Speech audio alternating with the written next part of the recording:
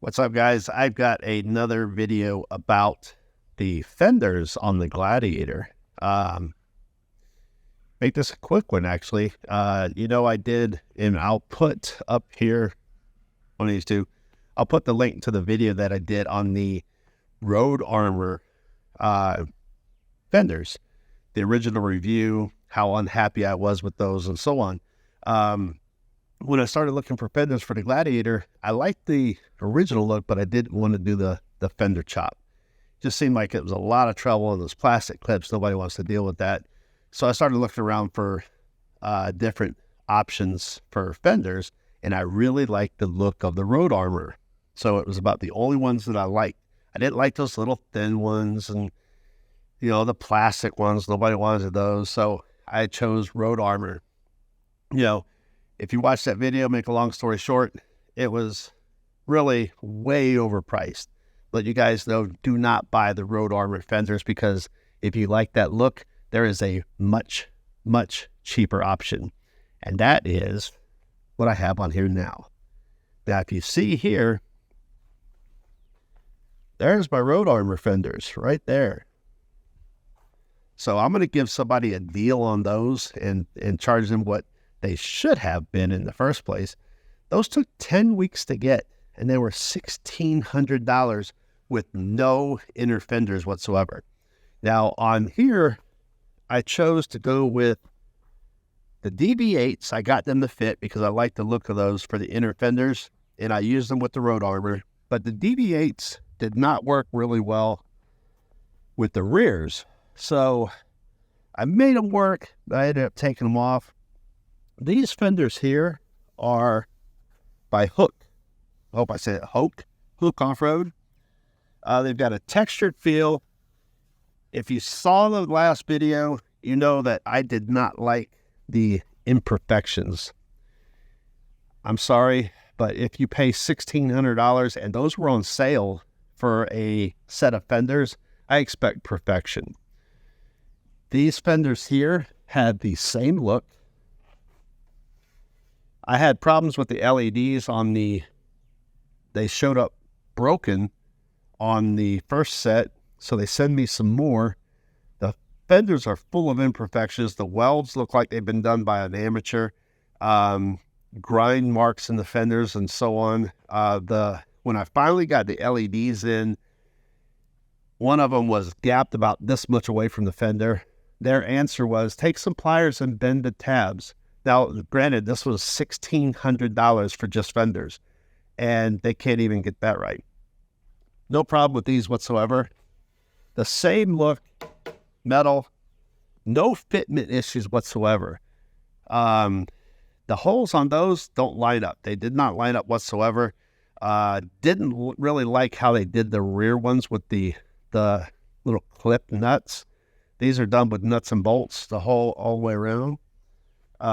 If you noticed on the other video, there was fitment issues because the gap was so wide that when you push this little rubber bead in to seal it up, when you got down here towards the end of the fender here, and especially right back here, if you push it too far, it would fold in because the gap was so wide. There's no fitment issues here. These are absolutely perfect.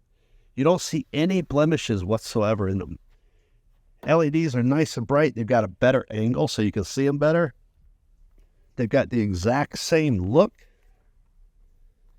And then I went ahead and got the inner fenders that match these, but I chose to keep the DV8s up there because I like them, and I did some custom work there. But I did choose to get the inner fenders for here. I got the full set, but I'm only using the rears because they fit up perfectly in the back. And here's the best part. Now, $1,600 for the Road Armor for just fenders. I got all 4 fenders and all 4 inner fenders for half that. $800, guys. And not only did it not take me 10 weeks to get like the Road Armors, it took me 4 days. Now, the biggest part of this whole journey is customer service. Customer service is key to me. If you've got horrible customer service, guys, I'm all for backing a U.S. company. I think Hope Road or Hook Road, Off-Road, whatever, I think these are made in China. Guys, you want to buy American? Make them good. Don't let the Chinese make better products than you, and especially with the customer service.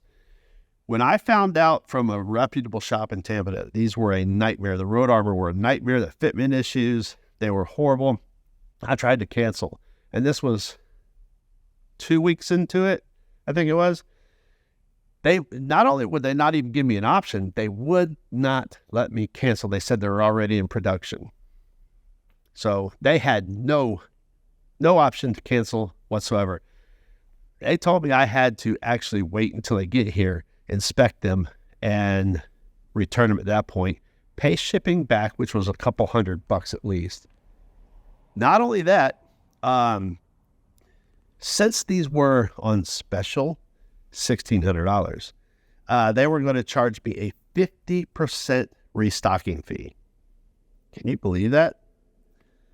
Horrible. These right here, I talked to the manufacturer before I bought them. They said, if you're not happy, just return them for a full refund. How can you beat that? I'm pretty happy with these. I like them. I like the look. I like the fitment. I like everything about them. And better yet, I like the price. I would be less critical on the road armors if they were that price. So I'm going to throw links in the descriptions. Guys, don't waste your money on the road armor. You're throwing money out the window for something you're not going to be happy with. I promise you, if you get those in the mail and they look like mine did, with all the hatch marks and the grind marks and the really crappy welds, you're going to be pissed at $1,600. So follow the links in the description. You'll be able to pick these up. And if you don't want to do the inner fenders, I think they're even less than that.